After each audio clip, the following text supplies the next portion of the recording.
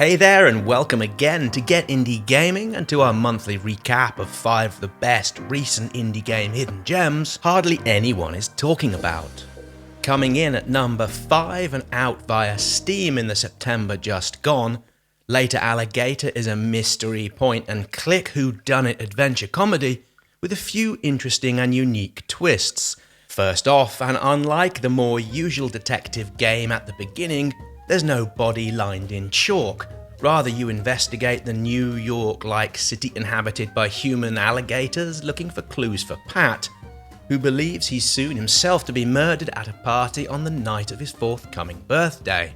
You only have one day to make your way through the city to interview Pat's relatives, who he suspects one if not more of them are out to kill him. Now it seems most if not all of the inhabitants of the city are in some way related to Pat, with you having just shy over 30 such interactions to make.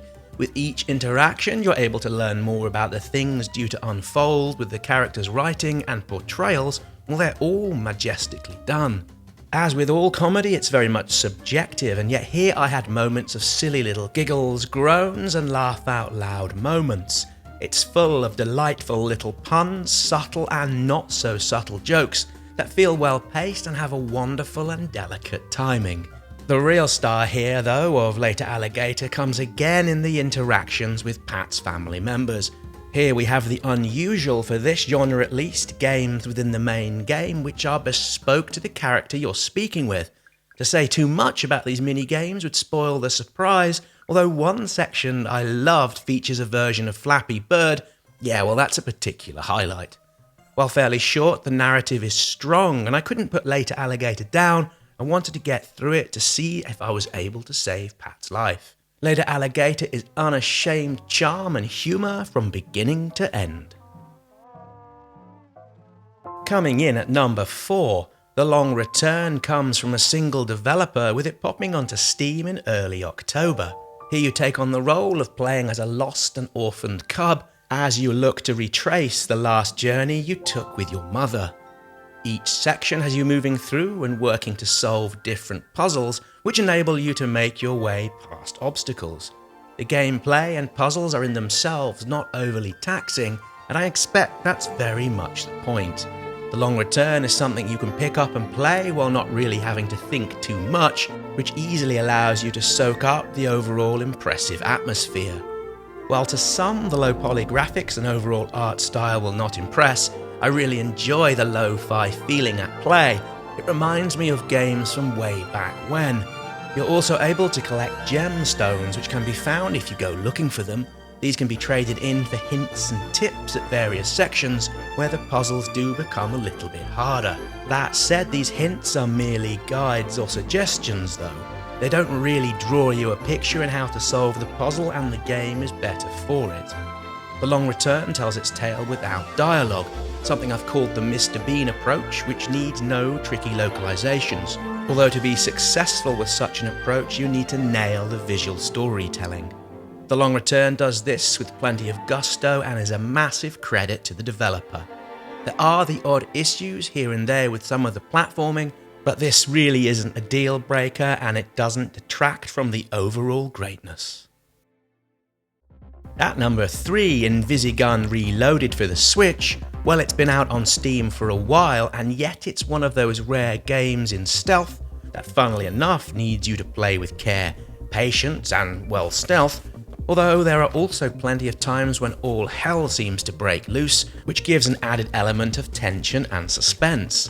While there is a single-player option, I found and enjoyed this far more when playing with others. And here's the twist. For much of the game, you're invisible. You're only shown when firing your weapon, activating a special ability, or interacting with in-game objects that can indicate your position. The all hell let loose sections usually seem to kick in the moment somebody decides to fire their weapon. Having done so, everybody seems to pile in with button mashing a go-go coming all over the players. Now, I rarely play online with randoms, although having done so with Invisigun Reloaded, this is where the game really does show off how good it can be from a fun and excitement perspective. That said, like normal, I mute everybody else's mics as well, you already know why. The single player does offer a fine game. It's all full of puzzles that require you to use the differing characters and their special abilities. Again, you're invisible, so you need to carefully plan your movement through the level in accordance with the traps and pitfalls already there waiting for you.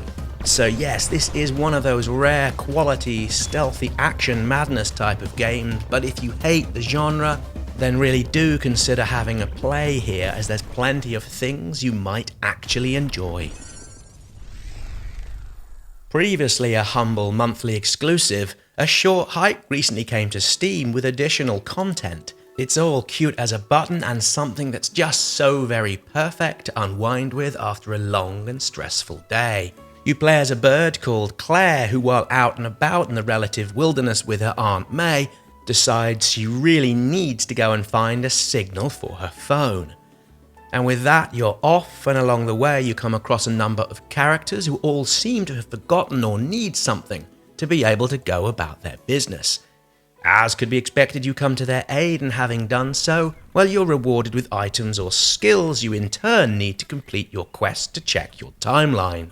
For me, the finest part of A Short Hike comes from the flying sections. Like the rest of the game, these are stress-free, and while at heart it's an adventure title, there are no nagging meters or health bars you need to keep track on. The new updates post-humble rollout include more characters, enhancements to the already stunning visuals in mountain areas, plus the new ability to catch fish, so even if you've played this already, there's more to see and do. A Short Hike is great, I love it, and if you like these simple-ish and yet fulfilling experiences, I'm sure you will too. At number 1 we have Pilgrims, a game that only came out a day or so ago as this video airs, and comes from the studio that gave us Machinarium and Chuchal. Pilgrim plays out as a point-and-click adventure tabletop card-playing game. Within each scene you need to solve a particular challenge with logic and experimentation. With a number of options in how you move through it, Pilgrims has plenty room for replayability, and it feels already set up for additional DLC content to be added in the future. Yes, it's short with a playtime of between 60 or 90 mins, although for puzzle fans it's fun, clever, and thoroughly recommended. And with that, many thanks for watching. While you're here, could you please click that like button and subscribe with notifications turned on, and I look forward to seeing you all back here soon for another indie game video.